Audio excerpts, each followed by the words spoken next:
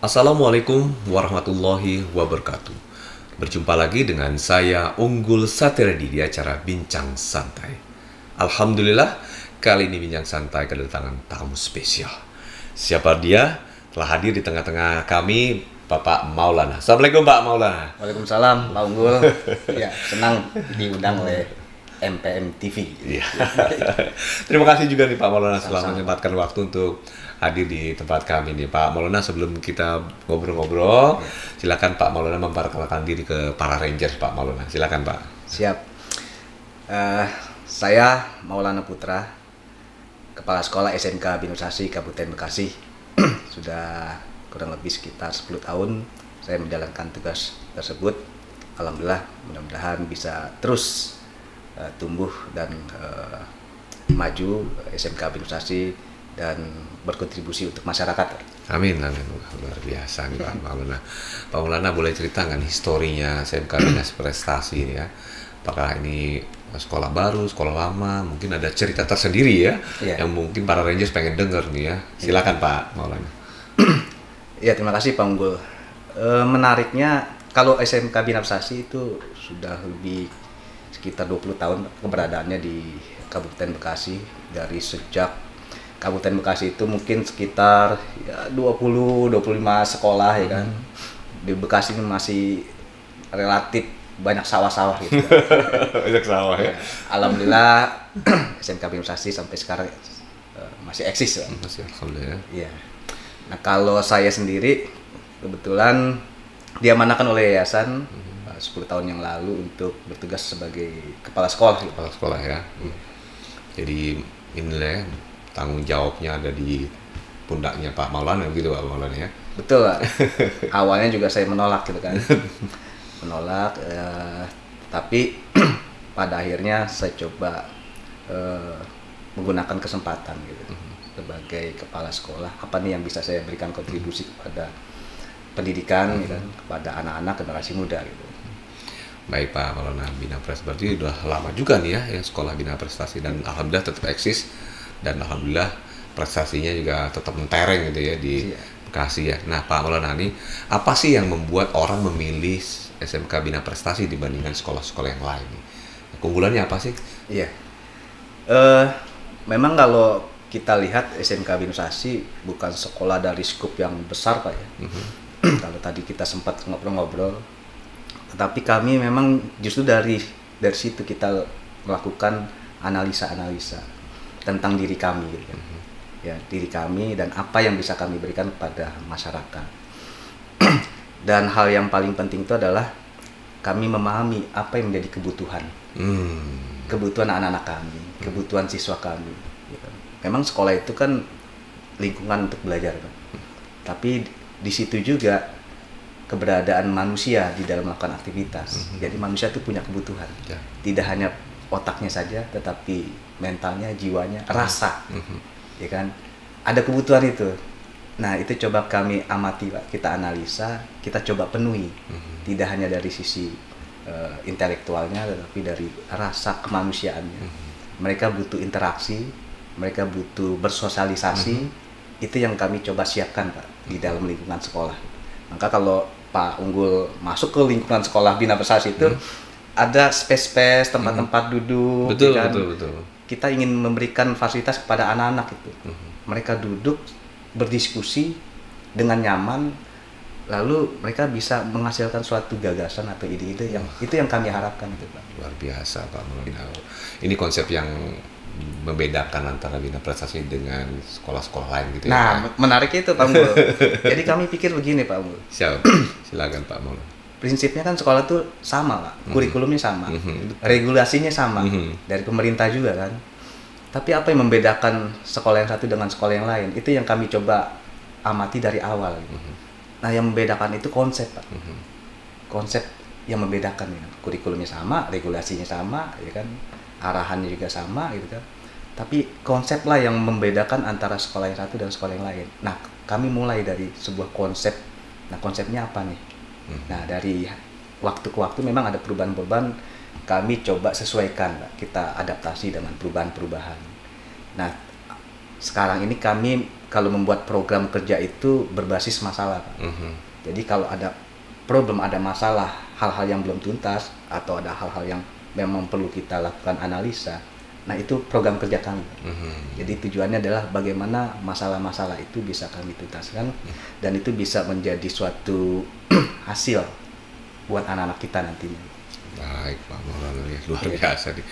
Ya, SMK Bina Prestasi ini sekolah kecil tapi menggigit ya. Menggigitnya apa? Nah, fasilitasnya lengkap ya, ada mobil-mobil terbaru siap untuk menjadi media belajar anak-anak gitu Pak ya. Setuju. Kemudian juga setelah lulus ya, daya serapnya di perusahaan-perusahaan juga cukup tinggi ya enggak. Ini sebenarnya apa yang sedang dilakukan oleh Bapak nih buat tentunya buat sekolah dan anak dan menyiapkan anak-anak ke depannya kan gitu nih Pak. Iya. Tentunya harus ditopang dengan tim, Pak. Tim ya. Karena tim inilah yang nanti yang akan memanage, mengorganisir, dia melaksanakan segala aktivitas dan program-program. Nah, menariknya Pak, ini awal dari pembentukan tim Pak.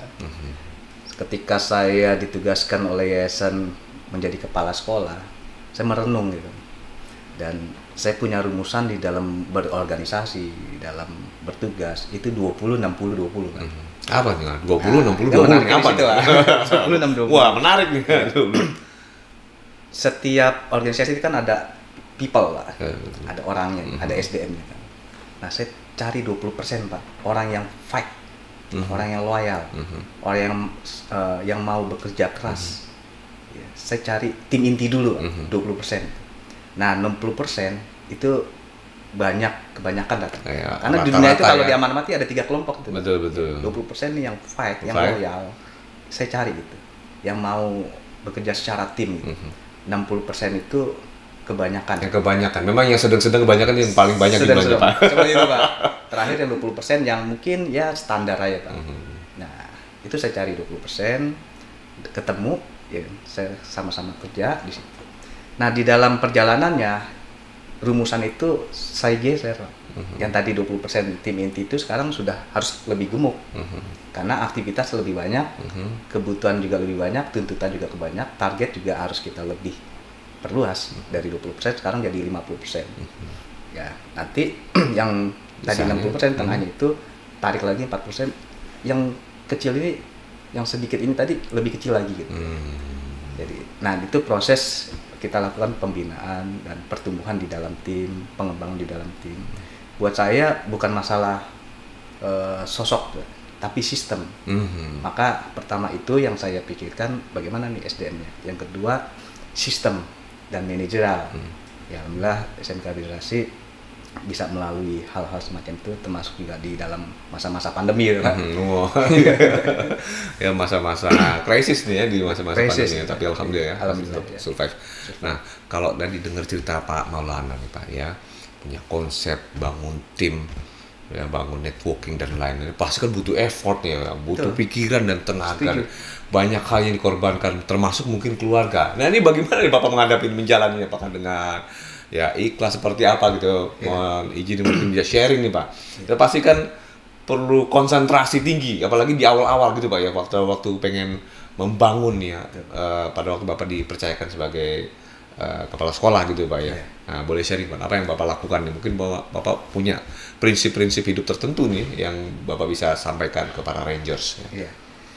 Ya, saya meyakini bahwa kita apapun aktivitas Pak nggak bisa bekerja sendiri, apalagi sekarang dunia itu sedang menghadapi tren globalisasi, artinya kita harus bekerja secara tim dan saya harus yakin dengan tim saya gitu. Tapi tim ini bagaimana bisa bekerja secara efektif, secara efisien dan tentu saja juga berkontribusi, bermanfaat ya, terutama buat peserta didik gitu. Maka yang saya pikirkan itu kita nggak bisa ya namanya bekerja kegiatan beraktivitas tanpa menggunakan pola. Jadi apapun tingkat kesulitan lah, apapun ya tingkat kesulitan baik dari yang rendah maupun yang paling tinggi, itu akan juga terbantu kalau kita bekerja dengan pola. Polanya sebenarnya sederhana dan itu sudah banyak diketahui oleh banyak orang lain, mungkin pihak industri atau perusahaan atau kelompok-kelompok itu suka menggunakan itu. Jadi polanya itu ya 5M ya kan, terus atau 5W 1H. Kita beranjak dari situ Pak, step-stepnya itu. Ya, kalau mau kita mau bekerja, siapa nih orang ini?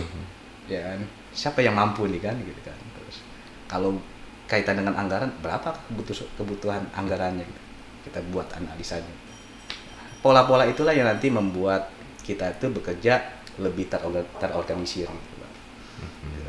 Lalu ya tadi yang tadi saya sampaikan, kita berangkat pada analisis dari problem gitu. Jadi kita mengharapkan kita bisa membentuk menjadi seorang yang problem solving gitu. Baik Pak ya. Ada nggak pendekatan khusus nih sama anak-anak gitu ya, dari Bapak ke guru-guru ya, informasi atau cara-cara sehingga anak-anak lebih belajarnya lebih fokus, lebih giat dan lain-lain gitu Pak? Ya, kalau bicara giat, kita nih kembali kepada sisi manusianya, kemauan. Tapi kemauan itu kalau nggak diberikan semacam rangsangan, itu juga sulit. Apalagi anak sekarang.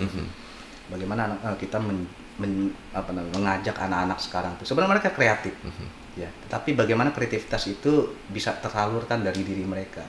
Ya kita harus memberikan fasilitas, Pak. Kita juga harus bisa memberikan dorongan-dorongan lengkap itu, soft skillnya, hard skillnya itu. Padahal pada dasarnya mereka tuh mau, Pak. Cuman kita nih sebagai pihak eksternal mereka itu bagaimana bisa memberikan bantuan yang sebenarnya mereka butuhkan.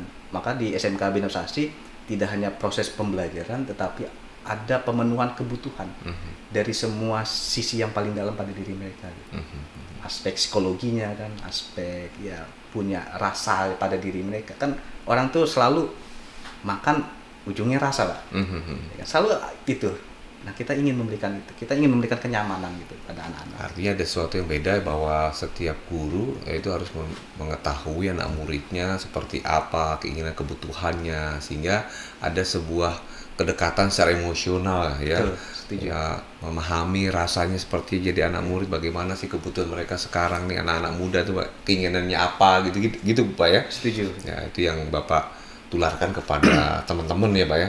Sehingga punya frekuensi yang sama gitu ya. Dan ini kan pasti nggak gampang ya, butuh waktu ya untuk menguncun ini nih ya. Dan dengan kesabarannya Pak Maulana, alhamdulillah semua guru bisa tune in dan menghasilkan anak didik yang berprestasi kan gitu ya Pak. Ya, alhamdulillah. Semoga ini bisa konsisten ya.